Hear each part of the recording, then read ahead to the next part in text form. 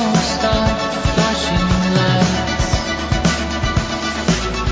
Feels like 1,000 years have gone by without you. I miss someone like you, but wanna tell you secret things. Hey everybody, you're listening to the Comic Book Bears podcast. I'm Billy Z. And I'm Steve Morey. And we're here with you for one last episode in 2018. Now, this might be a little bit of a weird one because we're recording at 8:44 in the morning, which we don't usually do. We're usually a nighttime recording podcast. And if you could hear it in my voice, I'm sick as a dog. Oh, God, Steve, the New Jersey came out so quickly. You hear that? Dog. Oh, my God. Dog. Chocolate ball. Was there a K in that dog as well? No. DAWGK? No. So this might be a heavily edited episode, just taking out the number of coughs and hacks that I will present to you while we record. But we really wanted to get one last episode out to you for 2018. And what we're going to be talking about on this episode is the recently released Spider-Man Into the Spider-Verse animated film, which we've both seen. And we're also going to talk about some Spider-Man stories that we would recommend. And then since we are in the holiday season, we're also going to talk about gifts we would love to see under the tree that, we would love to see under the tree. And of course the answer for everything is world peace. Yeah, of course, but Can't really unwrap world peace. No. It just comes to you it's unwrappable. Well, I mean, you might be able to wrap it up in, like, subpoenas or something. But anyway, Wow, what a week. Oh, my God, what a week. Look, I also have to say, I've been watching a lot of MSNBC because I've been working from the hotel room, and I was sick, and I had that on, and just nonstop. And I'm very sensible in that I usually limit myself to, the 1 hour Rachel Maddow, because if I was like this, I'm ready to storm the gates. When, when this stuff is, on all the time. Oh my God. Yeah, there's something to be said about restricting your political programming intake. There's something to be said about it. Yeah. I mean, that's why we have comics. That's why we have comics and movies. But when you're totally focused on it and just how insane the political climate is right now, storm the gates, baby. Let's do it. But that's why we have such wonderful entertainment nowadays. Anytime that politics and everything goes crazy, that usually means that we've got plenty of distractions that also pop up that we want to actually partake in. Okay, well, Steve, why don't you take us through one of those distractions again? Spider-Man Into the Spider-Verse. Oh, definitely. So I didn't know what to think about this movie at first. It just opened up this past weekend, but they've been talking about it. Sony and Marvel have been advertising it for the majority of this year with screenshots and and very vague plot synopses and casting and all of that. And little sort of reveals here and there, especially when the trailers started dropping, when we started to see that characters such as Spider-Gwen or Spider-Woman or Ghost Spider, however she's known now in the comics, was going to be included, and Spider-Ham and all these other, really great characters were coming through. But because it was animated, I kind of had a little bit of a hesitation for it, and that's just because Marvel isn't known for having great animated movies. Now, I know that they have some long-running TV series. Obviously, some of my greatest memories as a kid watching cartoons, X-Men the animated series, and and other cartoons like that were really big.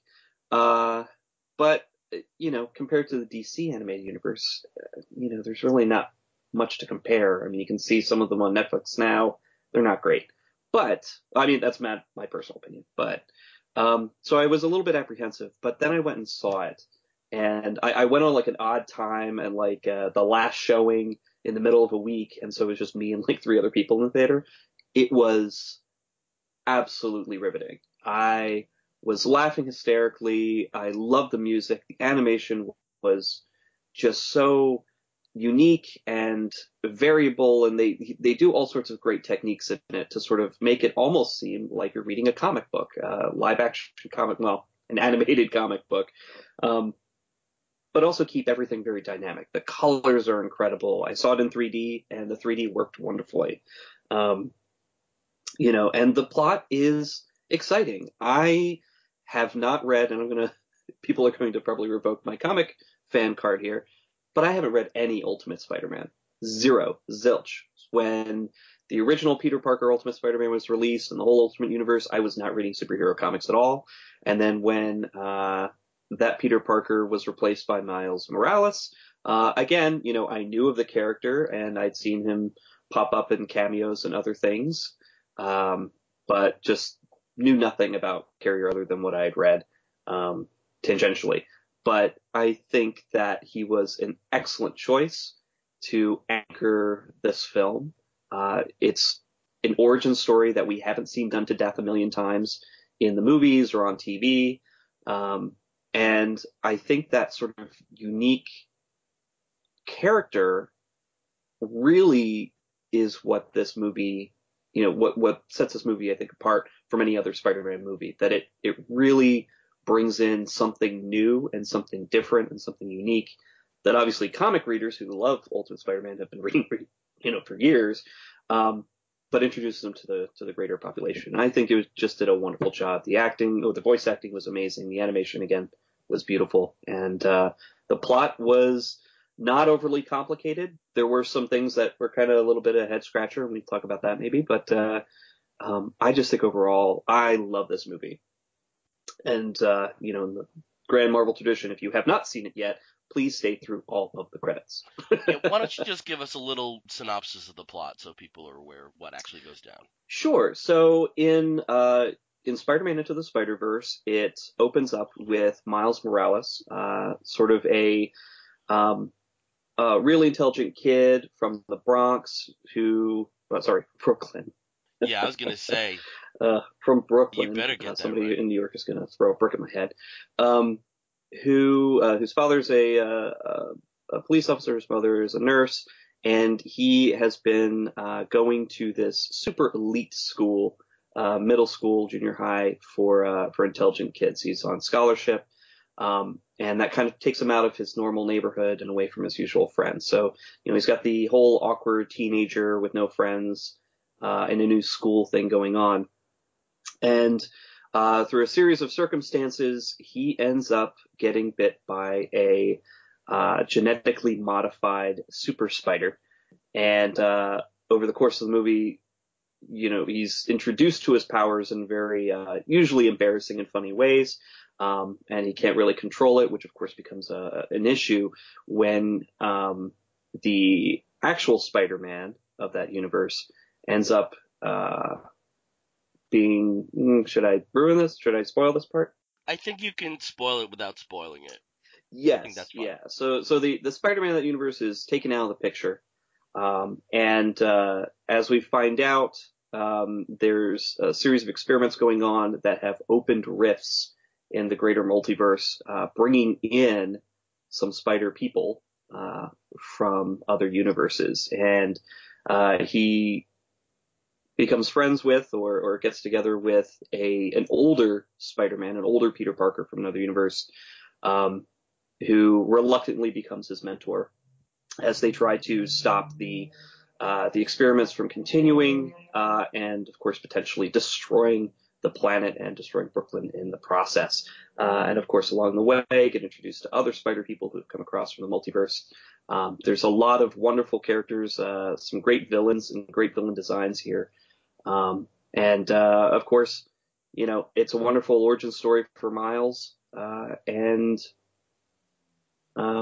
Yeah, I think that's pretty much as quick a synopsis as I can give it. Yeah. Without giving away too much. I am in the minority. I know I'm in the minority. I can say I was whelmed by this. I wasn't overwhelmed.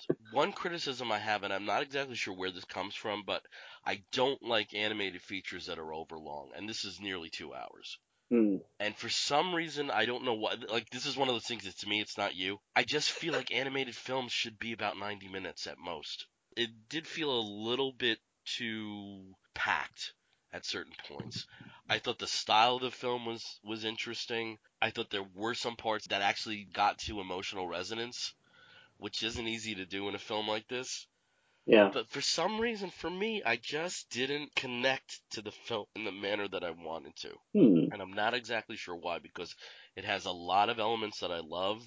One character that I've stuck with since she's been introduced has been Spider-Gwen. I thought the portrayal of her was right on the money. And I do think it's interesting what Sony is doing with this particular franchise. And if you read about it, like, there's like some weird stuff for animation. They have rights to Kingpin and the Jessica Drew Spider-Woman, but they don't have those in live action. Yeah. So it does seem that this is a way of getting all those elements in, and playing with those toys in a manner that they may not otherwise have the opportunity for. I completely agree with you, Steve, that Marvel has never hit the animation mark in the way that DC has. I know a lot of people have very happy memories of X-Men and the Spider-Man series from '94, but if you compare that to Batman the Animated Series, it's just on a different plateau. I gave the Ultimate Spider-Man a try, and it was unbearable. I've never enjoyed shows that are not as clever as they think they are. So I don't think Yeah. Marvel's ever really hit that animation mark. And, again, this is also a conversation that brings in a lot of different companies. It wasn't like Warner's Animation, which had a continued through line. There were various entities that were in the mix in regards to Marvel's animation in the past. Yeah. I thought it was well cast, the film. I was shocked that that was Jack Johnson and not T.J. Miller, because it just had that like laconic vibe, I mean, I did enjoy it. I don't want to say that I didn't enjoy it, but when I'm reading these accolades like best comic book film ever, or something, I didn't see the same film that you did. Yeah. You know what? I do agree with there. I don't think it's the best comic book animated film ever. I think, obviously there's a lot of, different ways that it can be, it can be kind of placed. I do think it probably deserves to be up there in the top 10 animated films. And of course, one of the few that's been, given a wide release in theaters rather than straight to video. But, I think I would say it's probably the best animated Marvel movie that they've ever put out. If it is within the bucket, I would have to put Big Hero 6 over this. Provided that is within the bucket. Well, you know what it is? If we're including Big Hero 6, then this would be number 2. Which is a little strange because it's basically been like completely appropriated by Disney. Yeah. But, Well, see, that's why I wasn't even thinking about that. It's like Big Hero 6 was a property that was not very long lived at Marvel, was not given a lot of support. Yeah, it was a miniseries. It was their mangaverse. If we're including that, then Into the Spider-Verse would be number 2. Big Hero 6 number 1. But as we were saying, there's not a lot of animated features. A lot of them were direct to video. Some aren't so bad. There's one that's god awful, but I don't want to be negative. Yeah, and talking about the cast, there were some surprising additions to the cast that I was not expecting. I don't troll the pages of Variety and Hollywood Reporter looking for every role that every person's been assigned to, but Lily Tomlin is Aunt May. Perfect. Yeah, she was amazing, and her character of Aunt May. In this type of Aunt May that they provide in this one. Yes. There's a lot of grit to her. There's a lot of grit to this May. I loved it. And of course, John Mulaney playing Spider-Ham. He didn't have a lot to do. I know you were talking about how it's to you is a little bit too long, but I think that it almost seemed a little too short because they didn't give the other Spider characters enough of a platform. It really did focus on Miles, Peter B. Parker, and Gwen, which I'm not going to fault them for that. They're Spider-Gwen, especially, and Miles Morales came out as amazing, wonderful central characters here. And Jake Johnson, I think, did a great job as being, the most sarcastic Spider-Man I've ever heard. But yeah, I kind of wanted to hear a little bit more from Nicolas Cage, which is the only time you'll ever hear me ever say that.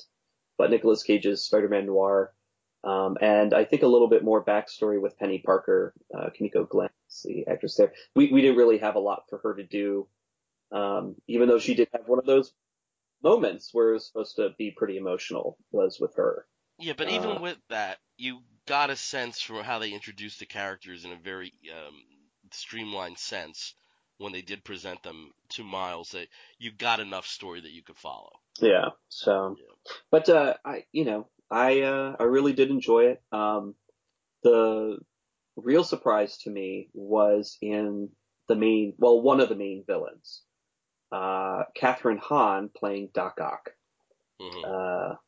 was just fantastic. I mean, the design, and I don't know if she's the same way in the comics for the Ultimate Universe, but I thought the design of this Doc Ock was just fantastic. And, it was just a pleasure to watch how they animated her. I think they did such an amazing job there, with her design and with how they pulled it off in animation.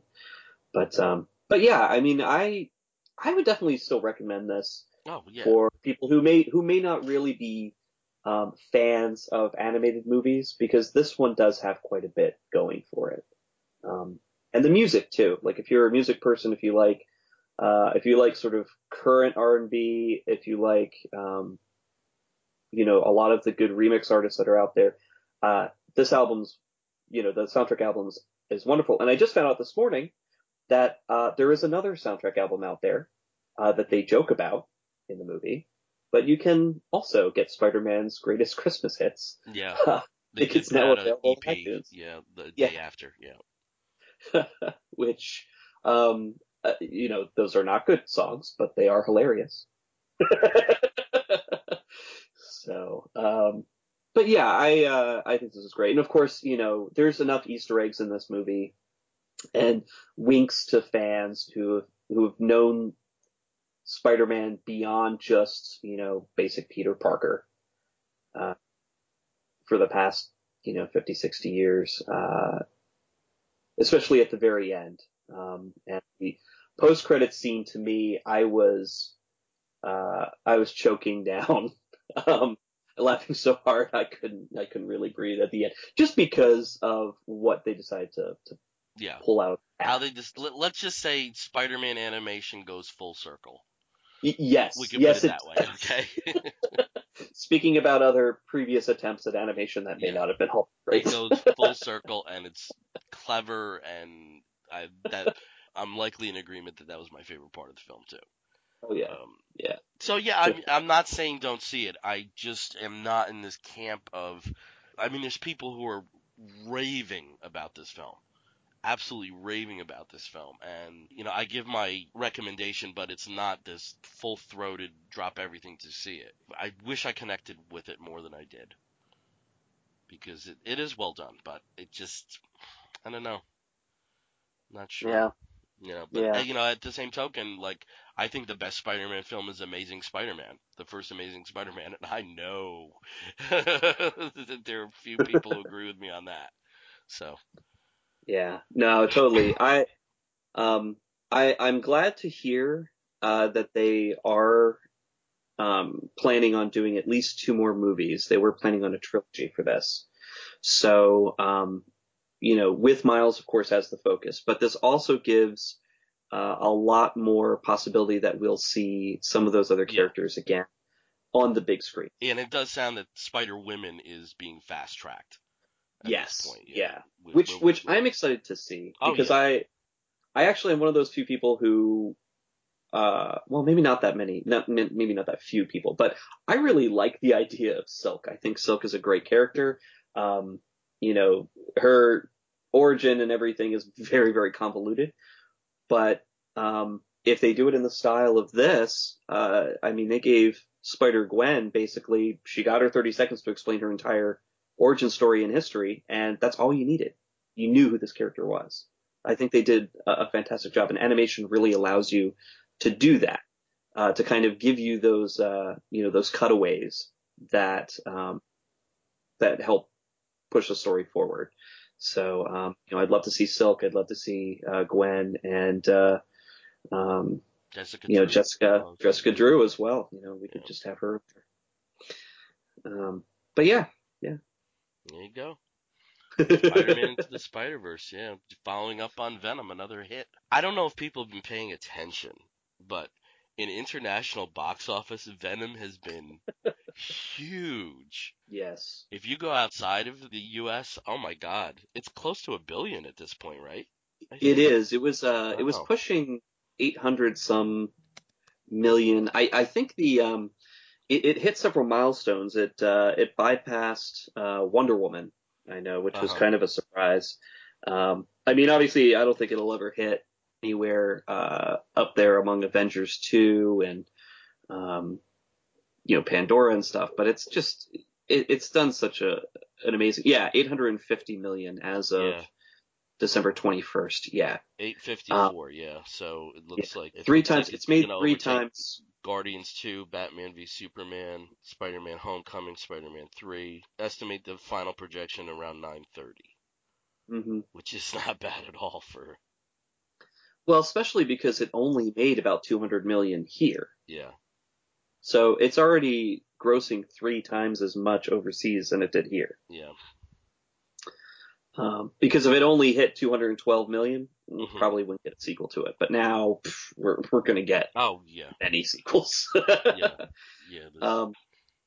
And I think this unfortunately, is a huge win for Sony. Yeah. Where they really show they do not need Marvel's licensed characters. But at the same token, I think they have the best of both worlds. Because you can play with Spider-Man within the Marvel Universe and have the side universe. And it does seem that from interviews that I've seen with some of the Sony execs that they're crafting this Spider-Man verse in a way that's not going to contradict anything that goes on within the Marvel Universe. So if you choose to plug those stories in, it works. Yeah. With this stuff, I mean, it is a pretty broad range of characters. I mean, they're talking about a Kraven the Hunter film. You know, I mean, that's wow. Well, you know? and you know what? After seeing Venom, it might actually work. Because Sony had all their huge plans with the Amazing Spider-Man franchise, and after the second one did not do what they wanted to do, and it became kind of a disaster. I mean, it wasn't a complete box office flop. I mean, it still made hundreds of millions of dollars. I mean, the thing is with the second film, though, was it was too rushed. Not necessarily about the release, but if you have the dynamic of a couple who were then a couple, that just have this dynamic chemistry on screen, and you halt it at 2 instead of 3, that made no sense to me. Yeah. And yeah. There easily could have been a third film. And exactly. And I felt a poor choice in villain, or at least in the execution of that villain. Because Spider-Man's rogues gallery is pretty good, Yeah. I mean, I'd say Well, apart from Batman and the Doctor beats. Who, it's like probably the best rogues gallery. Yeah. Well, they tried to follow the beats from Sam Raimi's Spider-Man series. They were like, oh, well, we got to get Goblin in there because everybody knows Green Goblin. Yeah. Everybody, they were expecting, no, we don't need to see that. We don't need you to hit the same beats and bring in all the same characters. You've already changed things a little bit by getting it away from, the focus on Mary Jane that Sam Raimi's films had. So why, and hey, ancient history at this point. I'm sure Andrew Garfield probably doesn't put it on a CB anymore, but it's come on, he has nothing to be ashamed about with those 2 films in terms of his performance. He has nothing to be ashamed of. No, he's still my favorite Spider-Man. I mean, I think Tom Holland's, it's the much younger version of Spider-Man. I think they're both terrific. I will not extend that to the other one. But Tobey Maguire, the poor man's Elijah Wood. Oh, I apologize, Toby, because I'm sure you listen to this podcast. Yeah, I'm sure. And it does seem that Sony's being very particular about how they're progressing had a film in development for Silver Sable and Black Cat. Scripts were not good, and they put the kibosh on it. They know that these are properties that may generate a hell of a lot of income and can sustain for years and years and years. So I think between Venom and this, there's been some very smart moves. Venom was not a great film, but I think the marketing and other business approaches regarding the film have been very savvy. So they're doing a good job. One thing I wanted to talk about, and I know, Steve, you're not the biggest Spider-Man reader. No. If people dig this, of Spider-Man stories that we would recommend, and it sounds like I'm going to have to take most of the lead on this, but I did want to just talk to you about what is your Spider-Man reading experience? That's actually a good question. So when I first started reading comics, and people who are longtime listeners will know that I started reading comics when I was about 8, 9 years old.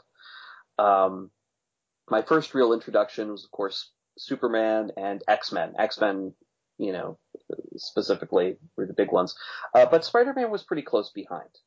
I read those old digests where Spider-Man and Superman meet up, and, I had gotten to know the character through some of the Marvel put out a great sort of collection of some of his best stories over the past 30, 40 years that I thought was pretty great. And it was a great introduction to Peter Parker's Spider-Man. And I did try to keep up with I think at the time there were 4 or 5 different Spider titles. In the early 1990s, there was Adjectiveless Spider-Man, Yeah. Amazing, Spectacular, Web of.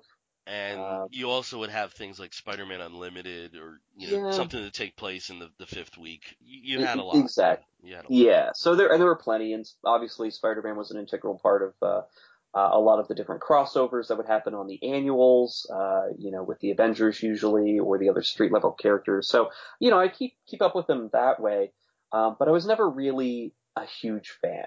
I just kind of would read what I could get my hands on because, everything superhero was really cool. But if it was down to spending my $5 on a bunch of Spider-Man or a bunch of X-Men, I'd be picking up the X-Men. Not to say that I didn't keep up with what was going on in Spider-Man, but it was mostly the broader strokes. Like, what were the big story beats? Oh, okay, well, he's having an issue with the Hobgoblin now, or, Carnage has just been introduced. I was following it about the time that Carnage came into it, and Maximum Carnage was going to be happening, and those types of things. But beyond that, there really wasn't a lot that I was paying attention to, and I know that some people probably later in the 90s would love to have giant chunks of that decade removed from their memory because of certain things that happened to him, resetting his past with Mary Jane, and some other weird things with Gwen Stacy's, his and Gwen Stacy's children from another timeline. All sorts of weirdness that happened to him, and I'm glad I missed it, but I never really got back into it. And when the Ultimate Universe was introduced, as sort of a way to soft reboot all of these characters, but in a different way that it wouldn't affect main continuity, I thought it was a great idea, but I didn't care to pick up any issues. So, I knew of Miles Morales, I knew the history there and his origin and sort of, what was happening around that time, but, not much more than that. So, yeah. Okay. I mean, that was my history with Spider-Man. Okay. I know other people are bigger fans, so. There's an element of Spider-Man that I'm a little bit surprised was not part of your history there, given when you grew up, and that's Spider-Man and His Amazing Friends. Well, that I did see. I love those. Okay, those cartoons. Okay, that's a different story. Okay. That is a different story. Spider-Man and His Amazing Friends, and I did watch all of those. And talking about Marvel animation, when I was a younger kid, before X-Men came out, it was Spider-Man and His Amazing Friends, and I loved that. With Firestar and Iceman and Spider-Man. As a competitor to Super Friends, once you learn that those two are from different companies and they won't cross over, and there's a lot more Super Friends to consume, I tend to focus more on that. But like Spider-Man, I knew from the cartoons, but in terms of comics, it wasn't until the late 80s that I started reading them in the early, we're talking early 90s, between 90 and 93. And then after 93, I just stopped buying capes, and spandex, comics. So, Completely? You were completely. totally Started in Vertigo and 94, I other. became a Vertigo child. Yeah. If it wasn't an autobiographical graphic novel, I wasn't reading it. I can totally see Vertigo, Stevie. Yeah. I was the least goth kid ever, but I loved my Sandman, and, yeah. Okay. Well, let me go reference my Spider-Man experience. Okay. I'm a DC zombie. That being said, I have thousands and thousands upon thousands of Marvel comics. And for big chunks of time, I've stayed with Spider-Man at various points. When I came onto the series was when Jerry Conway was writing it. And this was basically post-high school nebulous college status Spider-Man. To this day, I think after Stan Lee, Jerry Conway was the best writer of Spider-Man. He just seemed to have that character down. And one of the things that I referenced earlier with my favorite Spider-Man film being Amazing Spider-Man is that of all of the films, of all of the media outside of comics, I felt that film tapped into my Spider-Man more than anything. So my Spider-Man is written by Jerry Conway and drawn by Ross Andrew. That's my Spider-Man. And I stayed with the character through most of the 70s. I would say around the time that Len Wein left and Marv Wolfman took over. I'm a very, very big fan of Marv Wolfman. I don't think he really got Spider-Man. I kind of trailed off of Spider-Man around that time. And never really got back into the character, I would say, until, and this is going to be a shock to some people, until JMS took over him in the early 2000s. Huh. Kept tabs on the character. I kind of liked the Michelini, Todd McFarlane bits. I got the early adjectiveless Spider-Mans that Todd McFarlane wrote and Mm-hmm. drew, as most people did, Yep. who were buying Oh, comics then. yeah. Um, Where everybody had very, very round features. Everything was extremely round, especially lips, eyes, and Still, boobs. it was still an exciting time. Yes, it was so exciting. There was something about JMS's run that really brought me back into the character. I think it was some of it is I liked the family dynamic of May, Mary Jane, and Peter. I thought he got that right. Again, there's some weird stuff that went on with Ezekiel and an almost occult-based explanation for Peter becoming Spider-Man. There's some weird shit. But my favorite Spider-Man moment actually comes from that period, though. After Civil War and Peter has revealed himself publicly as Spider-Man, Kingpin orders hits on Mary Jane and May during the Back in Black story arc, and there is a riveting sequence in Back in Black where Peter confronts Kingpin in jail and first beats the shit out of him, and then second tells him how he's going to die if something happens to May or Mary Jane. And it's a man who's been pushed to his edge, and I don't think because of the wisecracking or his insecurities you ever really get a sense of just how powerful Peter is and how smart he is. That one sequence, I think, and it's Peter not being Peter. I mean, he's not being very heroic in this moment. Telling Kingpin that he's going to shoot web blasters up his nose and he'll die in 4 seconds because he knows the science of the body. Oh, it's riveting. It's riveting, but it's probably my favorite Spider-Man moment. I'm not as savvy in relation to Miles Morales. I have a basic understanding. I read the Death of Peter Parker issues. I have more Ultimate Spider-Man than I've read. Does that make sense? I stockpiled on trades when I saw them at $3 a pop, and at some point I'll get to them. I have more Ultimate Spider-Man and more Miles Morales Spider-Man than I've actually read at this point, either in physical or digital form. And I'm still hoping to live a fairly long life, and at some point I'll get to them. In terms of Spider-Man stories that I would recommend, I already hit that with Back in Black, and that might not be the most conventional route to take. I don't think you can go wrong with the original lead Ditko run. I think that's requisite reading for anybody who takes comic books seriously. At this day and age, between the Masterworks and the Epic collections, you can get those initial 38 issues and 2 annuals and Amazing Spider-Man, Amazing Fantasy 15 in fairly economic packages, either in print or digitally. I definitely hit that. The singular Spider-Man story that I would recommend to people, that was Kraven's Last Hunt from the 80s, which Yeah. was a 6-issue arc that ran between Amazing Spectacular and Web of Spider-Man. There's a lyrical sense to the story of Kraven wrapping up his activities and how that affects other characters. It's a almost poetic telling of events of a character who has decided to end a particular phase of his life. And for me, for Marvel in the 80s, they were pretty lacking in stories with emotional resonance. You had some stuff with X-Men, blah blah blah blah blah, but yeah. I mean, that's but pretty much where they I kind do of think focus the a lot of it. 80s for Marvel were a very superficial time. Yeah. DC had Crisis on Infinite Earths, Marvel had Secret Wars. It was Yeah. I just creatively, I think DC owned the 80s. But if there were more stories like Kraven's Last Hunt, that may not have been the case. So that's one story I would always recommend to people. Well, that's good. And you know what? I think I actually have read that, but again, way back in the early days when I was first, getting into superhero comics as a little kid. So I probably don't remember it as well as I should.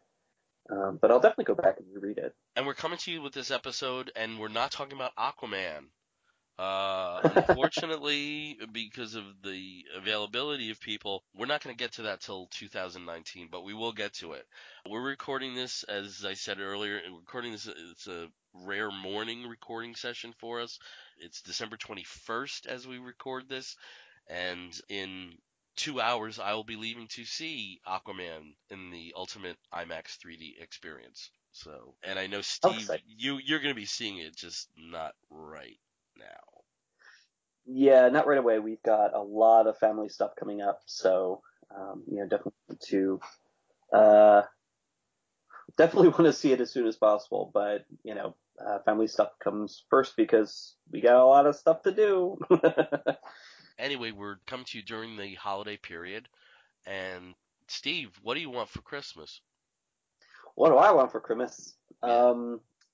Well, obviously, like I mentioned earlier, world peace. But if that's not available, several years ago, Dark Horse and Mike Mignola put out their Hellboy series in these beautiful, I'm looking at 2 of them right now, beautiful library editions. Huge hardbound copies of all the Hellboy stories in chronological order, along with a bunch of essays and back matter and sketches and all sorts of stuff. Unfortunately, I only got the first 2 before they were discontinued, and now they're being published differently, recombined into different kinds of volumes. But this, like the style of these and how they're bound and what they look like, I would like the entire set, even the set that they didn't have. Anything they didn't publish, I would just love for that to be under my Christmas tree come Tuesday morning. Everything they had, I think there were like 3 more volumes that they had published, and I'll take the rest of it all the way into BPRD. Okay, so this is all like Hellboy, BPRD, Abe Sapien, Baltimore. It's like the whole shebang. Well, Baltimore's not included, but in that Mignolaverse right now with the library editions, it was just focusing on Hellboy because there's still a lot of Hellboy to get through before they completed it. But then of course they changed their plan for it. I guess these were very expensive to put out and they did not sell that much. They're in limited quantities. But man, it would have been absolutely awesome if they continued with it and then also included Abe Sapien and BPRD and all the spin-offs, the related spin-offs, like the 1940s, 1950s ones. What about you, Bill? Me? Well, what I would like to see under my tree is Christmases for many years for me meant Mego toys, And I love me my Rebigos, and the principal company that's putting out them at this day, at the present time, is a company called Figures Toy Company. And I've gotten plenty of Figures Toy Company toys, but they are a bit expensive. Their presence at retail, even comic book store retail, is basically non-existent. So they're almost purely a mail order function at this point. If you go on the Figures Toy Company website, you can put together a want list of the products that they have. Steve, I put together my want list. Do you want to know how much the total came out to? How much? $3,122. Oh, Jesus. If I wanted everything that I was on, if I got everything, and I don't even know if that's necessarily everything I want. That was just the stuff that struck my fancy as I was going. But I love those toys. I love them. I don't know, maybe there'll be some very rich benefactor who listens to this particular episode and will grant them to us, along with world peace. Yeah. World peace. So, folks, sorry if this is a bit of a loopy episode. I'm here in the Dayquil haze, and Steve's actually preoccupied, let's say, given the time of day that we're recording this. So, again, we wanted to get one more out to you. We're glad we were able to do it, and we're going to move on to our final segment of the show, which is the Woofs of the Week segment. This is where we spotlight something, be it a comic book or a film or a charitable initiative, anything under the sun that we think you, fair listener, may be interested in sampling. Steve, what is your woof of the week? Well, my woof of the week is actually something that's going to be coming back next month, but Sci-Fi gifted us for Christmas the early release of the pilot for Deadly Class. Now, I know the show is not for everybody, and the comic series that it's based on is definitely not for everybody. Rick Remender's Deadly Class is essentially Harry Potter for psychotic killers and assassins. So, it follows a young teenage Deadly Class, a teenage boy who's an orphan, whose parents were killed by a suicidal person suffering from mental illness after Reagan released all of the closed a lot of the asylums and mental institutions across the country, and so he has this need for vengeance against Reagan, and in doing so is brought into a school specifically for young assassins, where all these children of drug lords and other assassins and political leaders and dictators and CIA operatives all come and learn their craft. And the characters are amazing. It's extremely violent. And the TV series that just again, Sci-Fi put out the pilot, is a beautiful rendition of this. It is not a word for word, copy of the comic series, although it is relatively close. But it is fascinating to watch. The casting is great. The violence is just this side of over the top. You get a taste of it in the opener. You do not get too much of it, but from the previews, we'll probably get quite a bit of it over the season. So it's not for everybody. But if you've always kind of liked Harry Potter, but didn't think that there was enough blood and gore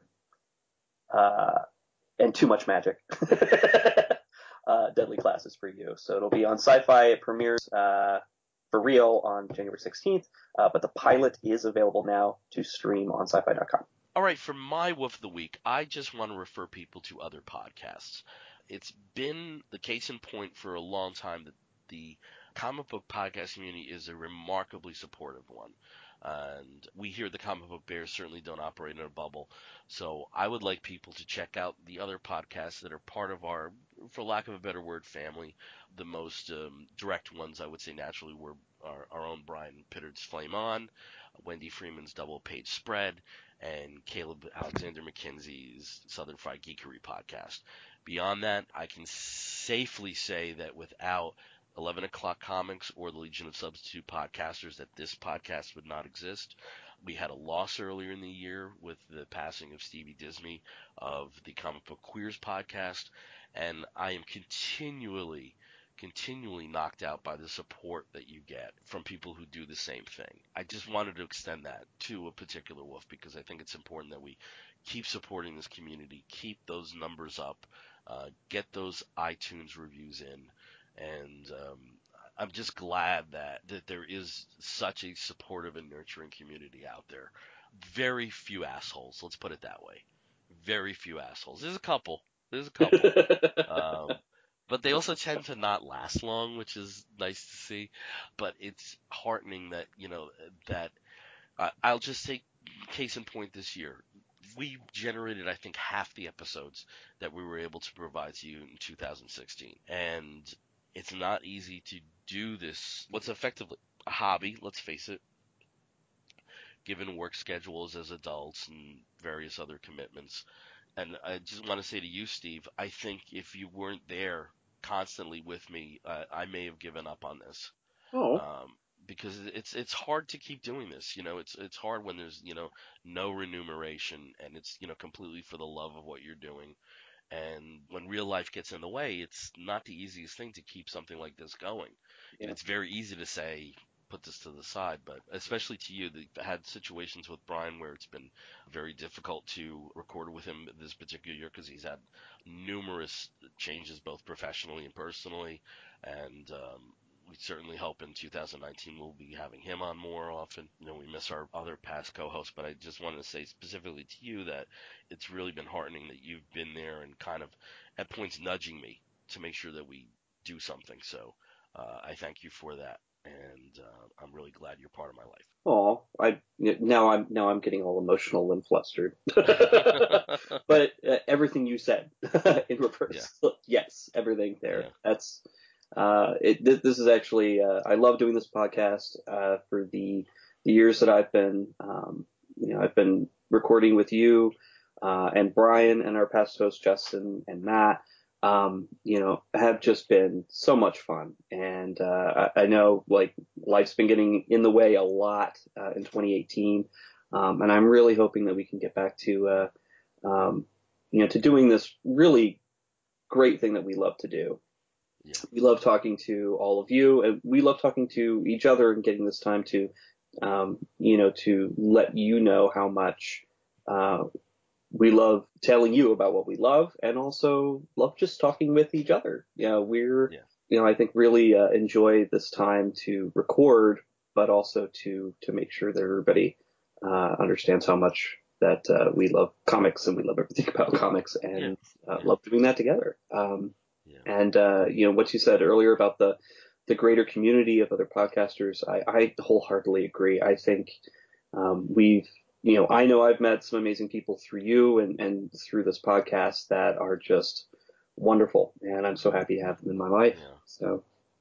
And I think I may have even provided a misnomer because there are podcasts that even outside of the comic book community, specifically what will always be our brother podcast, the Movie Bears podcast.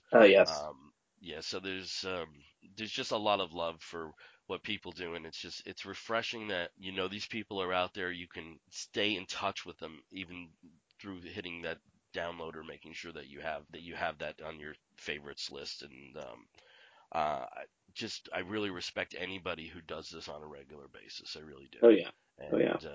And that there's so many cool people that are involved in that is just a big plus. So that's my wolf. Other podcasts. Let's just put it that way.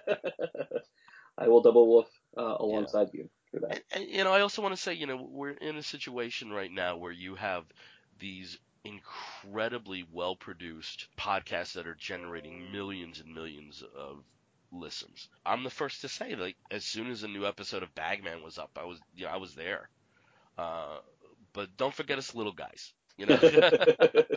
Don't forget us little guys. For every serial, there's a comic book bears, and we've been very lucky in terms of that we have gotten to interview name creators, and some of them become friends of ours, and it's been just a really great experience, and we ain't giving up anytime soon. You know, no matter how rough it gets and no matter how problematic it is to actually get into this particular headspace, it's something that as long as I think I can at least speak for the two of us, as long as it makes practical sense to do, we'll be there doing this. So Definitely. all right, well, everybody, happy holidays, Merry Christmas, Happy Kwanzaa, Happy Hanukkah. Oh, Hanukkah's past, sorry. We do hope you all have an epic season. Beyond that, let's kick 2018 in the ass, and let's hope that 2019 is something awesome. Oh yeah, definitely. Yeah, I'll be glad to see this year go. Jesus. Exactly. Yeah. Jeez. Not as bad as 2017, but still pretty rancid. There's elements I could have done without. Let's put it. Well, right. Take care, everyone. Take care, everyone. And again, we are the Comic Book Bears Podcast. You can find us on the Facebook as Comic Book Bears Podcast. You can find us on the Twitter and the Tumblr and the Instagram as Comic Book Bears. If you want to write to us, you can do so by sending an email to comicbookbears@gmail.com. And naturally, you can subscribe to us through iTunes, listen to us through Stitcher Radio, and some of your other podcatchers. So until next time, I'm Billy Z. I'm Steve Morey. You're going to hear a wolf and an explosion, and we'll be back in 2019. Take care, everyone. Wolf!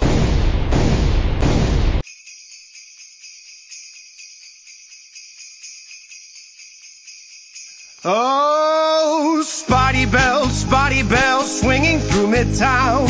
Oh, what fun to sling a web and take the bad guys down. Spidey bells, quipping all the time. Oh, what fun to swing around New York while fighting crime. Whipping through the streets of New York every night. Wrapping bad guys up in my web so tight. Crawling up the walls, making villains fight. What fun to make the holidays free from crime tonight. Oh, spider bells, goblin smells, vulture laid an egg. Spider buggy blew a tire and venom got away. Hey, Spidey bells, swinging all the way. Oh, what fun it is to fight the bad guys every night. Swinging through the streets on a web of spider silk. Kicking all the butts of villains and their ilk. Bombs from goblins fling, pumpkins booming bright. How hard it is to consistently bring peace to New York all night. Oh, Spidey bells might be swell to do more than fight crime. I got a lot of qualities that don't get much airtime. I can sing, I can dance, I tell jokes, I act. I could be a big deal for Asia, call me back. Why did I agree to do this stupid song? I have a degree in chemical engineering. I thought it would be fun to show this side of me, but now I fear it lacks artistic integrity. Oh, Spidey bells, is this who I've become? Selling out my good name for an impulse buy album. Oh, Spidey bells, I'm filled with deep regret. I'm canceling this song's release for depressed I get. Oh, Spidey bells, swinging through Midtown. Oh, what fun to sling a web and take the bad guys down.